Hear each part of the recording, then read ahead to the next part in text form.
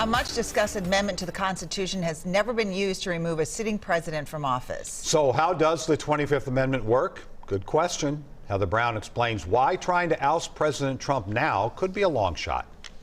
Because now there's all sorts of chatter about invoking the 25th Amendment. The president is unfit. He must be removed from office. The highest levels of the Trump administration are indeed discussing it. The only time the 25th Amendment has ever been invoked is for physical health reasons.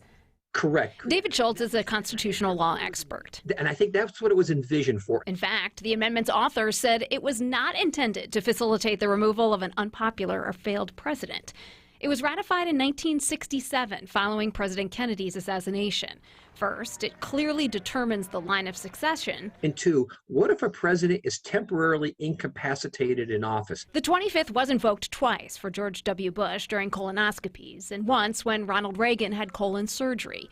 Each time was temporary and voluntary. What's unusual here is whether or not the 25th Amendment appropriately can be used to remove the president when, I'll just say, people have lost confidence, in his capacity to make judgments as president of the United States. Because it actually says that if the cabinet and the VP determine he's unable to discharge the powers and the duties of the office. Yeah.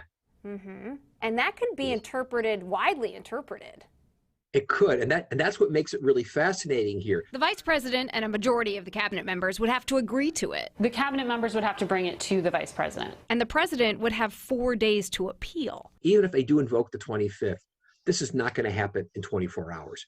The president's going to push back. If that happened, the VP, majority of cabinet members, and 2/3 of the Congress would have to go along. And if we haven't seen movement today on this issue, then it's probably going to fall victim to the calendar. And even then, legal experts don't know exactly how it would play out. We've never had a vice president and cabinet say about the president,